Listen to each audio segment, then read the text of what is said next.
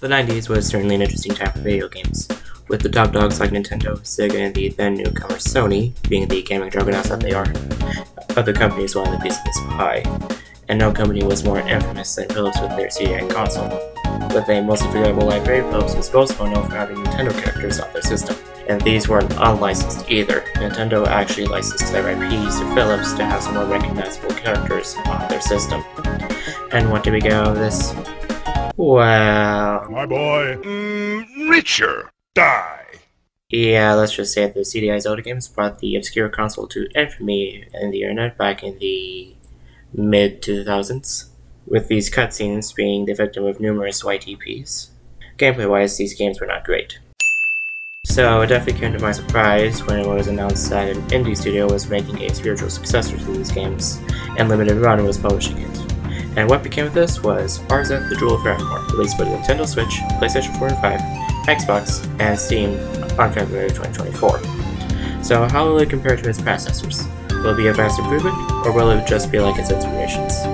Let's give it a play and find out. Oh, and by the way, I'm playing this on the Steam version as it's the easiest for me to record. And if you hear a text-to-speech voice like this, I had to add extra thoughts in while editing, or if my shoddy editing accidentally got rid of something. Upon starting the game, you're hit with a lore dump going like this. Faramore's out of time of peace and forced by the royal Rockland family, finally. And one day, the evil Dimer came along and made a dwarf for practically no reason. Maybe the king consulted his mom, we don't know. Dimer also made a deal with the king's ally, Duke Doki, to give him money and power in exchange for his assistance. After a surprise attack, Arzette managed to imprison Dimer in the Brook of Oak, unlocking it with the Jewel of Faramore. After each use, however, the jewel shatters, and it can force to have each shard guarded closely, and the Duke to do hard labor. And that's basically how it's been for around a decade. And that's where our game begins. At the main menu, you have the option between an easy and a normal mode. I chose normal mode. Did I mention I never played this game? Anyway, beginning a new game has to do collecting all the jewel shards and freeing Dimer.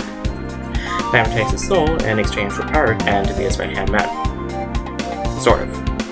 Dimer gives the shards to the rest of his loyal servants, and the world is in danger now. Cut to the royal family doing their thing. The king smoking a stogie, and Arzette training. That's Dale, by the way. He helped distract Dimer the first time while Arzette sealed him away. Now he's lazy and kind of annoying. Moving along, the king's royal advisor tells him that Dimer is free once more, but we can't get to his lair because, there's black fog covering the land. So now it's up to Arzette to reactivate the beacons to clear the fog and stop Dimer again. Right after a quick tutorial. Let's talk about the controls for a moment. Arzette can run, jump, duck walk, use a sword, and use items. And the sword isn't any ordinary sword, it's a smart sword, meaning you can't kill friendly people, but that's beyond the point. The controls seem a little funky to me, and it's not the game's fault. I use an 8-bit Doko 2 controller for this, and to put it simply, A equal B, B equal A. Same thing for X and Y. But after a while I got used to it. After the tutorial, you're brought to the town where its quirky characters greet you, and yes, there's a shopkeeper that sells lamp oil, rope, and bottles. And will tell you to come back when you're a little, richer. Aside from that, talking to an NPC can give you funny bits of dialogue, which compares well to Arzette being pretty much the most sane in this game. Oh, thank you for releasing me, dear. Allow me to heal you. All right. Or the NPC will give you some helpful advice, or give you a side quest for something useful in exchange. Heading into the map, the only level available is Styrian Forest, and this is where the action begins. Enemies galore. Most take one shot to clap, whilst others take more than one. Should I mention normal mode doesn't have any health pickups, so you really have to be careful with enemies. And these enemies kicked my butt, mainly because it was my first time playing as of recording the Switch. Anyway, each level has secrets, or quote-unquote curiosities, like rock walls and things that seem out of the ordinary. And these secret areas are well hidden, especially in some of the level's atmospheres. Like, how was I supposed to know that that tunnel was taking me to the inside of the shack? It's like where you are in a game and you're just walking and there's like a little sparkly bit on the floor, but you just focus on the level design itself and you just walk by it, then suddenly an anvil drops on you. That's just an example, but still. Aside from level detail, there are a handful of essential items in each level.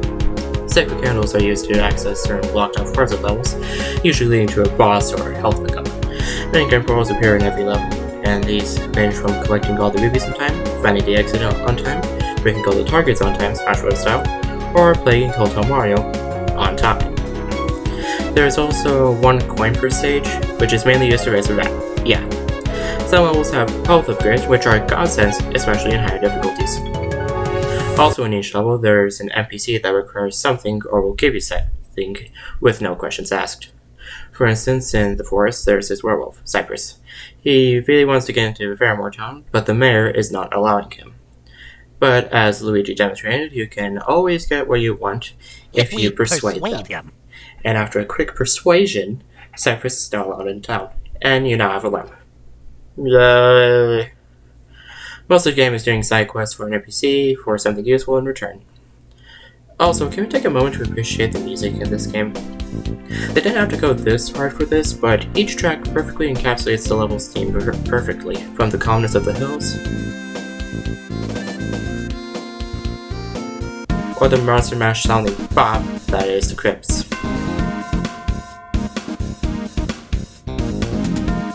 Most levels have an exit scroll to take you back to the map, but a handful have the sacred beacons. Give them a mark with your sword, and they're activated. Every time they're activated, Arzette teleports back to the palace, where she gets info on certain things, like color blocks that require a certain amount of magic or item to remove, and other info. Arguably the most pivotal point in the game is when the third beacon is activated. And a quick spoiler warning ahead so skip to the time shown on screen, or if you want to, just don't. I'm not forcing you or anything. Back on track, Arzette teleports to the king on his deathbed, likely because of all the stones he's smoked. The king tells Arzette that he loves her before sadly passes away. Arzette then vows to defeat time for good. Moving along, the levels have items that are optional but are very convenient, especially the shield ring and griffin boots, enabling a double jump. Not required to beat the game in any way, but they are very handy. Some items you will need 100% to access certain levels. For instance, to empty the crypts, you need a special pendant from this person, and she tells me I have to traverse a volcano to get the jewel that she's after. We gave it to her, and now Arzette can traverse the crypts with no problem. The magic blocks you come across are red and blue mostly. You can dispel these by either finding an upgrade for your sword to create a wave that dispels the magic, or give fairy dust to this woman, and in return she gives you a gun that shoots magic, and its ammo is the souls of plant enemy. Don't worry, the gun uses the same magic as Arzette's sword, meaning you won't kill friendly folks. And at first it only shoots fire magic, but you can quickly find a blue magic upgrade later in the game. There's also other magic blocks that require a special item to get rid of. Gray blocks require a bomb glove, and green blocks require a magical flute. The green and green blocks mainly have optional collectibles, but it's very inconvenient. Upon activating the final beacon, Arzette is told the main plan of defeating Daimler, and that plan is to seal him back in the book. But she's not going to imprison him again, she's out for blood, and promptly throws the book off the balcony. I'm sure there won't be any repercussions with that. Before I continue going on, let's talk about the bosses first. They're challenging, especially when you're underprepared. It's mostly dodge, attack, rinse, and repeat. Once you beat the bosses, you get a jewel shard, and I learned that early on you can use the round glove, and it does wonders.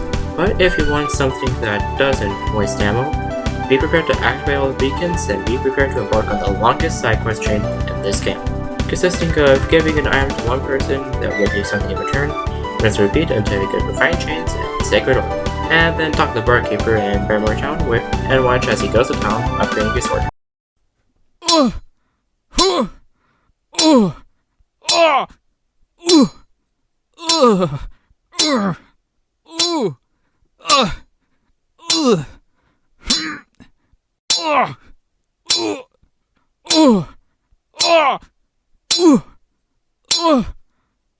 Did I mention you can't skip this cutscene? Okay, in reality it's only a minute, but it feels more like an hour. And now your sword is fully cracked and overpowered, being able to clap enemies that take more than one hit with one, and being able to clap bosses with just two. Anyway, we infiltrate Vampire's castle and to find out that the Duke has taken over residency. This one is just the same thing as all other bosses, it's just dodge, attack, rinse, repeat, although it is very hard to give him a whack because he finds a way, because he's a wuss. After defeating him, the Duke turns into stone, and Arzette destroys the stone statue. And now we have all the jewels. Now we head back to the town and ask if we can get the jewel restored back into her sword. Conveniently, the smith said that he only needed part of the sword. Okay, breathe. Okay. Conveniently, the smith said he only needed part of it, so this other guy uses the other shards to create purple magic. This can dispel both red and blue, as well as the now common purple blocks. And now we are ready to fight Diamond. But first, finish all the bat races, finish all the side quests, to get upgrades to the arsenal, purchase all of Morty's music, and now all the prices are half off, collect all the hard pieces, and now we are truly ready to fight Diamond. While we're in Diamond's Lair, let's finish off every collectible to get those achievements, and now we enter Diamond's Lair. And if you're expecting an epic battle, prepare to be extremely disappointed as Diamond runs away as is a wuss. We give shades, and in hindsight I should have used this cloak to phase through these books, and the sun to protect me from the lava. We corner Diamond. He tells us that he will always come back no matter how many times he's imprisoned in that book. But, oh dear, we don't have the book. It's on the sword. Now heck and die! After returning to the castle, Arzette is crowned queen, but she refuses the role. Let's work together in a new era of democracy. While here's hoping it doesn't fall into communism. Okay, all jokes aside, after beating the game 100%, you get a secret cutscene with the book of opening being opened once again, with a cackle in the background, all the more to have fans anticipate a sequel. But that's a story for another day. Aside from the cutscene, you also have a new game mode, boss rush mode, and hero mode. Boss rush mode is self-explanatory, but at least you get an achievement for your troubles. And hero mode is a hard difficulty. I didn't record footage, but I killed 3 birds with 1 stone with hero mode. Try 1, ban the game on hero mode, obviously. 2, not collecting any health extensions. And 3, not collecting the gun, because your sword is enough. And then after being hero mode, you'll unlock classic. Aside from the higher difficulties, some things are different. Pressing down on the D-pad will hold down the duck block until you press up, and holding it down is the only way you can access the menu. Aside from the slight control tweaks, you now have sort of a life system, without any extra life pickups. Waste all your lives in one level and it's back to the map for you, buddy. And then, after being classic mode, you receive the achievement for being classic mode. And if you get all the other achievements, like I did, you get the final achievement, you won. Also, you get a one-shot mode, where if you die at any point in the game, your progress resets from the beginning. I was considering not buying with it, but I did it anyway, and now I can enable cheats. And since I unlocked all the achievements and game modes, I can now rest easy, knowing I never have to play this game ever again. And then when I was considering doing this once over, I got news that the official soundtrack and artbook was coming to Steam. Now, feasibly, I could have waited until my collector's edition came, where I could have all that physically, plus some other goodies. And even then, I could just rent Game Girls files to access the soundtrack for this review. Although, being completely honest with you, listening to the B-side versions of the tracks on the official soundtrack, my god, they're immaculate. In conclusion, Arzette the Jewel of Faramore is a pretty good game that vastly improves on the gameplay of its predecessors. So if you're looking for a game that has a unique art style and a decent amount of difficulty, definitely give this game a shot. And if for whatever reason you want to play this video Zelda games after watching this, what the heck. I might as well show you how to play them on my computers and actually enjoy them. Step 1. Don't. Thanks for watching.